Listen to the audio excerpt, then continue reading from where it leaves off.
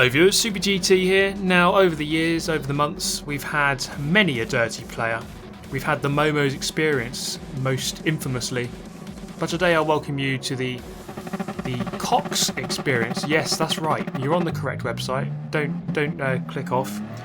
Because we have the Czech Momos in store today. Now this is Daily Race B around Kyoto, Group 3 cars. And by Group 3 cars I mean pretty much 99% Toyota Supras. But throughout the course of the video I will try to use a few different cars. But anyway, we have a guy up in third there called Kox, interestingly named. And we have a bit of a run-in with this chap throughout the course of the races you're going to see today. And to begin with, 4 laps here at Kyoto. My qualifying lap wasn't too bad. Obviously not good enough to put me right at the front. That's being dominated by the Hungarians. The Hungarians seem to do really well on this race. But here I am languishing back in 5th place with, I think my time was 1:33.0 at this point. And we're going to come up against our Czech friend here. As Cam Thunder going to look for a way past. He's gone for the Nissan GTR quite interestingly in 3rd place, 4th place, 3rd place. And it seems as though the best car obviously is the Supra, but the GTR's not too bad. But not when it's being driven like that, as he spins himself out. But you may think that's the end of him, but it isn't, because this race actually takes a couple of different turns as we go on to lap number 2. So around here, a lot of really long, fast sweeping corners, and the Supra does well because it negotiates those corners quite well.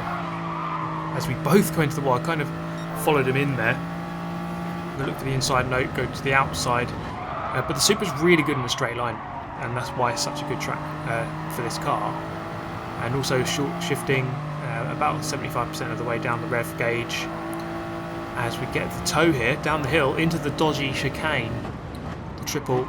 This chicane here, this is where the race, or at least your lap time, is really won or lost. You can really lose a lot of time there by not absolutely abusing the track limits. Now unfortunately here, just a small mistake from behind, and we're going to get punted onwards slightly.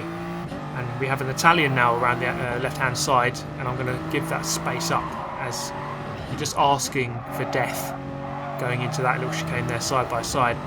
Almost spin it out on the grass. Very easy to do here. Just dip 2 wheels onto the grass and you're dicing with death. As we exit lap number 2, now things are going to get a little bit more interesting here. Not that it wasn't interesting, of course, but we're going to whip it forward.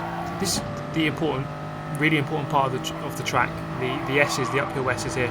You can get in the toe all the way up. It is a flat out section, near enough. If you're in the toe, maybe not. But we're going to get into the slipstream.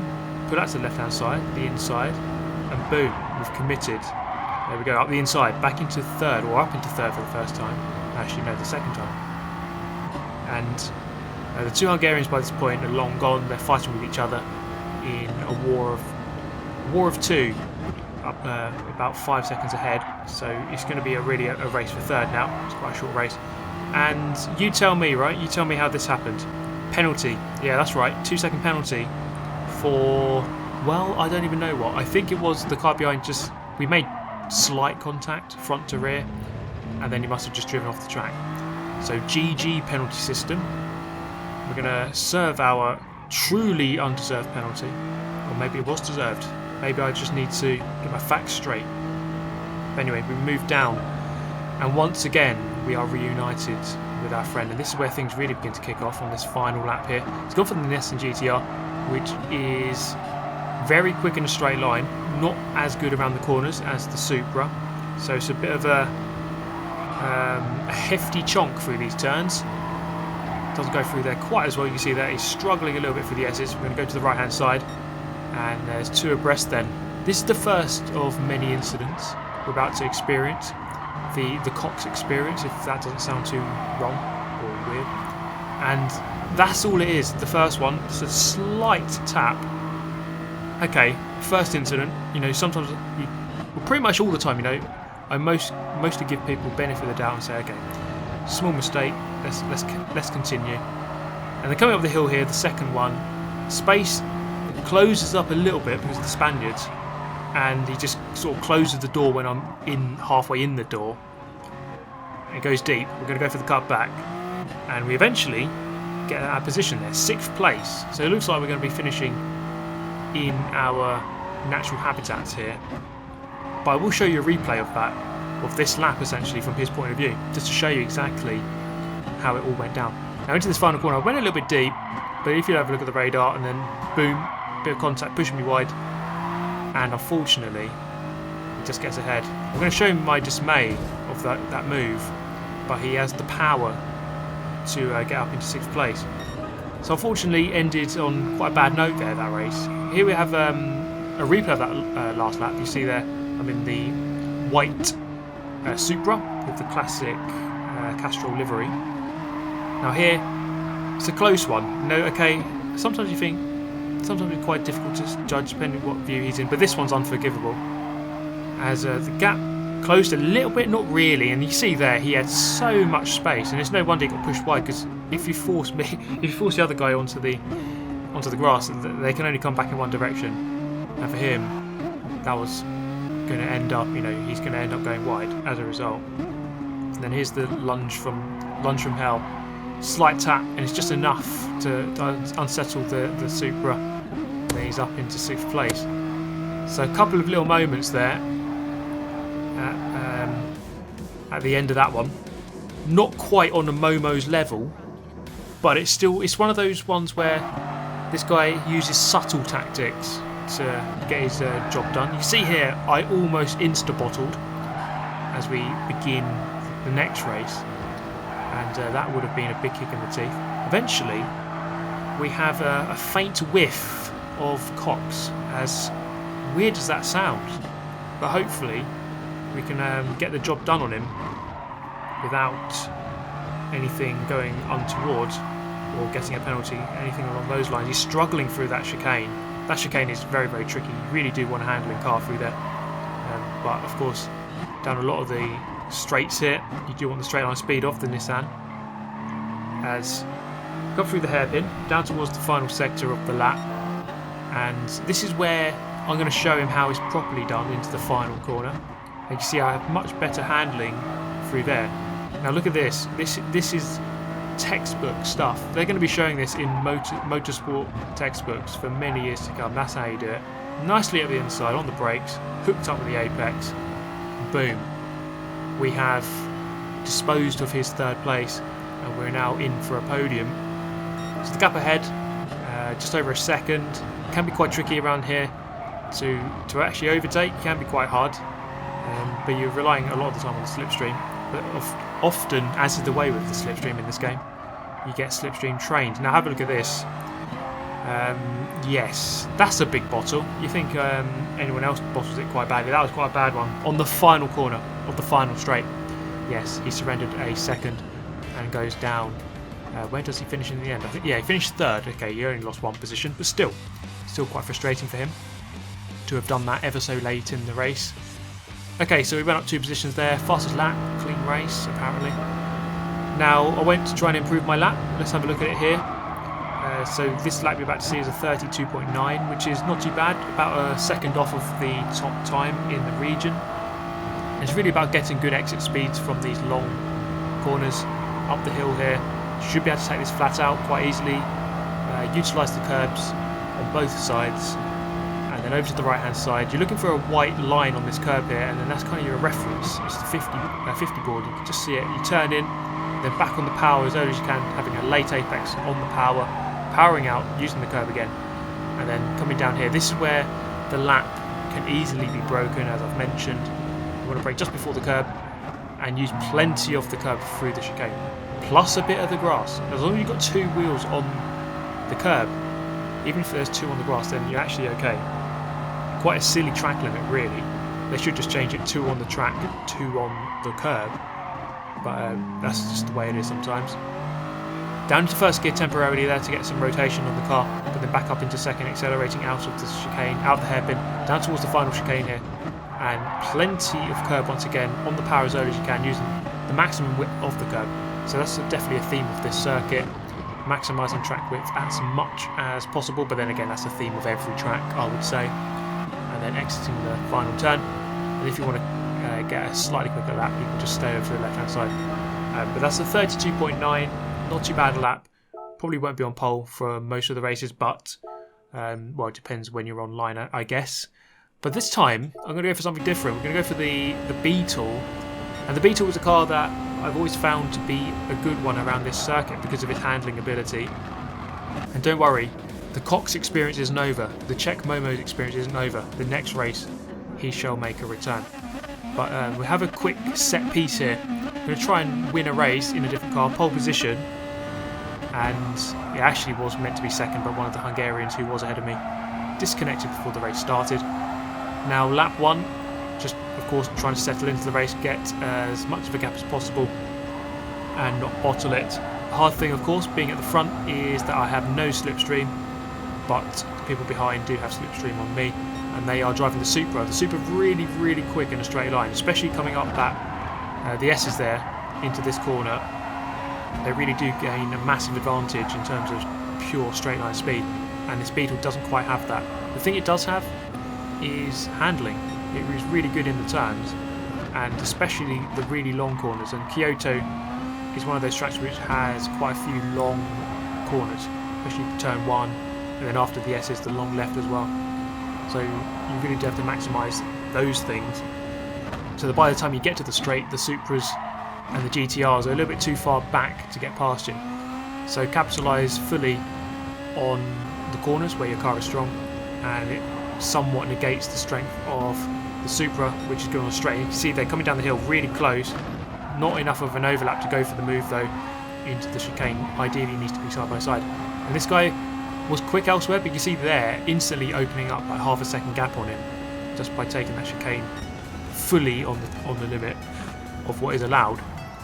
But in the end it was quite a close race. You see it was always within a second pretty much, but we pull out our 90th victory on the Ram Shadow account. Pole position, fastest lap, clean race.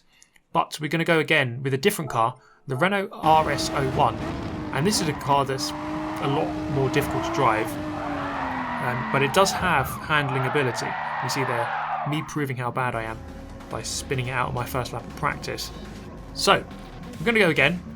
Our Czech friend is back there in fourth with the GTR. I've gone for the Renault RS01. Hopefully this can go well, but judging by my practice, I did 1.5 laps of practice and my pace wasn't that good, and it was a very difficult car to drive.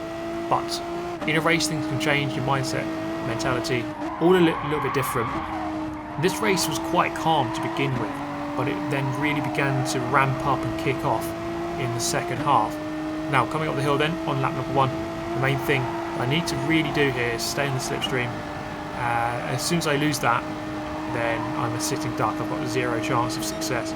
So up the hill, we're going to skip a lap. Lap 1 was pretty much, well, nothing really happens. And the main battle you're going to have a look at here is of course where I am, but you want to have a look at the Czech guy and the Swiss guy who's in second. Swiss Golfy 777XXL, interestingly named. And they're going to have a bit of a ding-dong battle throughout the second half of this race. We've also got Callum in there for good measure in third place.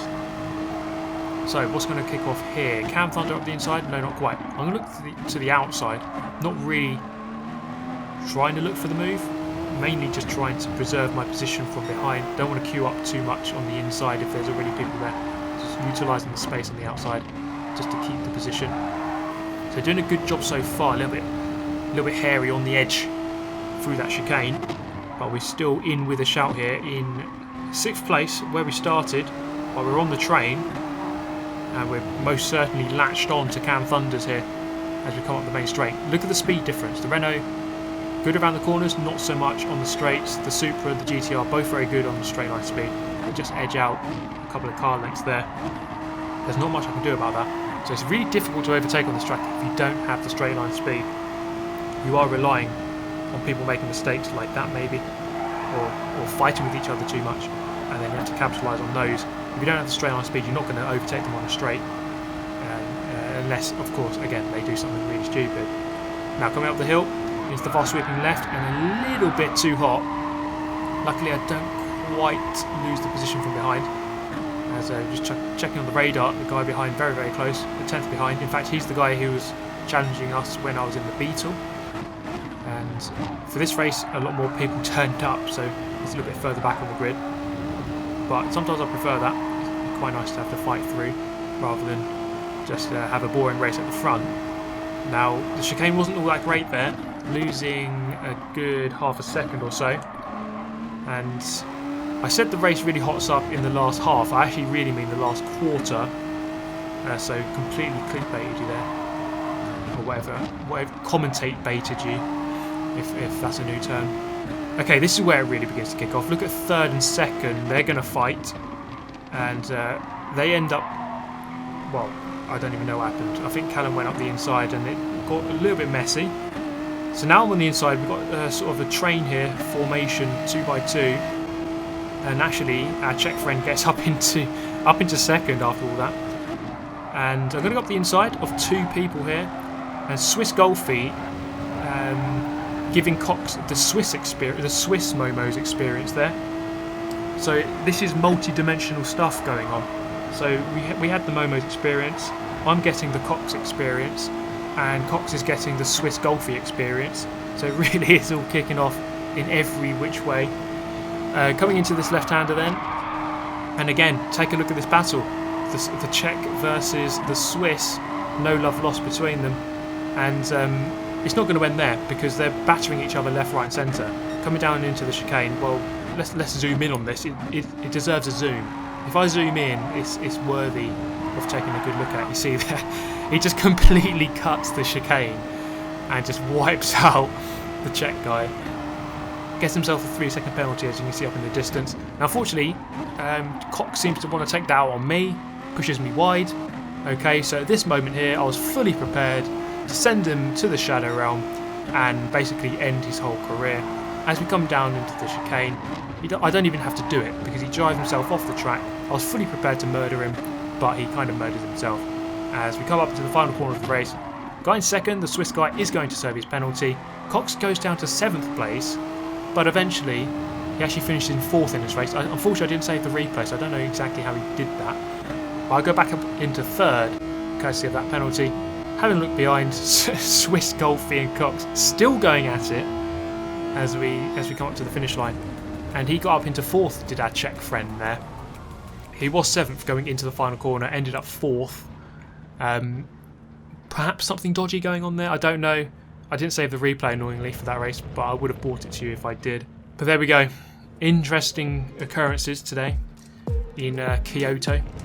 The Czech Momoz experience. I do hope you enjoyed it. If you're new to the channel, consider subscribing if you did enjoy. And give us a follow on Twitter and Instagram if you want to see more content. But that is all from me. Have a nice day. I'll see you next time. Goodbye.